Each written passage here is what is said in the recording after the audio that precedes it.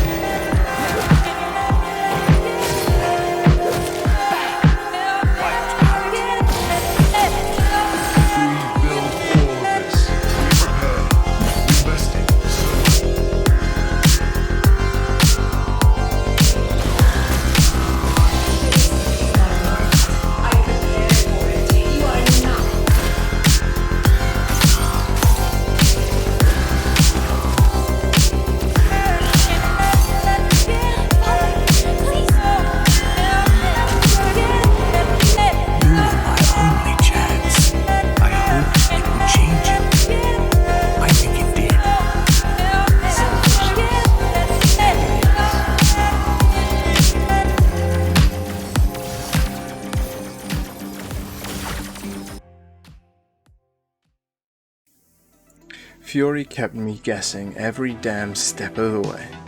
The expositional dump is ripe, but only with clues that make the stunning panoramic inter-boss stages a constant and intriguing method of telling half of the story. The voice is the main narrator of past and present events, usually relating with each boss you face.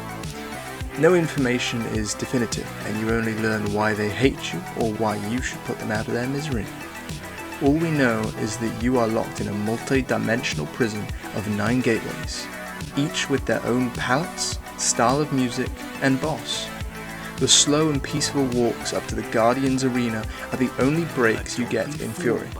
And honestly, I love this style of both storytelling and pacing for the game. Furi had absolutely no right to having such an investing and rich story, being, at heart a glorified boss rush. But oh man, did it sail over my expectations and prove its place as one of my all-time favourite storylines in my entire career of gaming. So this video is tailored towards those that wish to hear a review for the entire game, to compare your own opinions to something, or just check out what you might have missed. If you're interested in the game but want to play it for yourself, you can check out my spoiler-free review on Furi, which I'll link in the description. And that's my official spoiler warning. If you've already been convinced to pick up the game, I'd recommend playing it first, because you can only ever experience a video game once. Don't let it be from behind a computer screen listening to this idiot drone on. Right, so you play as the main antagonist in Furi. It becomes fairly obvious after the 3rd or 4th Guardian fight, but never definite. You are a rider for a mothership of an army of yourself, basically, clones or siblings. It never really does tell, but you were sent to scout out the planet for total assimilation, and you were caught. The voice that initially freed you is the architect and 7th Guardian of the prison, but could not escape his own work. He tried in spite for years to leave or escape just to see his daughter again, and resorted to freeing the end of the world just to see her again. This is explained in some of the best dialogue I've ever seen come from a video game.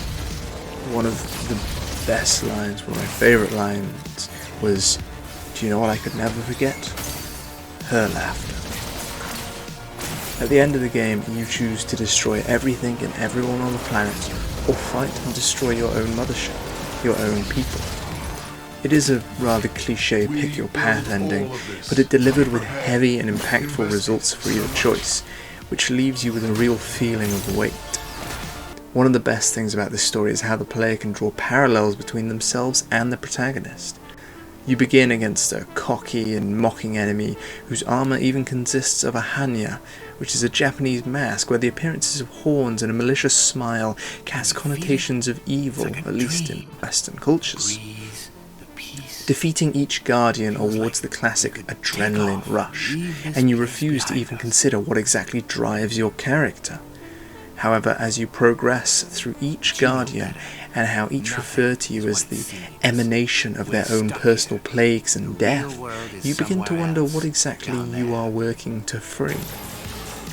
The final guardian is a young woman that pleads for you to stop your onslaught. As she dies, the realization that freedom is yours becomes apparent. You step out and realize that everything you touch turns to ash.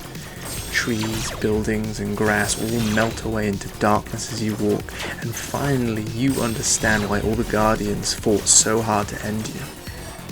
The mix of emotions felt at your own victory here are immense, just nothing I've ever experienced in this kind of genre of games. Moving now to the mechanics, they are incredible. Easy to learn, hard to master, ignoring how overused and cliche that phrase is.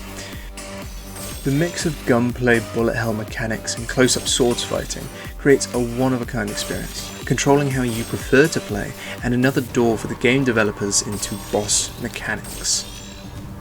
The strap is almost completely ranged for half of the fight, and close combat for the final few phases.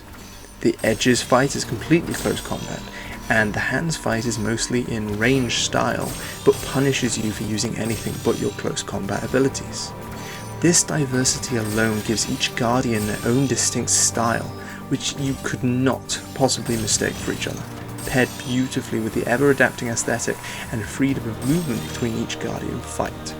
The immaculate fighting mechanics that award learning the capabilities and limitations, even fighting patterns of each boss, alongside the riveting story that begins to make you question your own actions as the player, not only as the character, immersing you in the story, goes much further than most games ever dared to.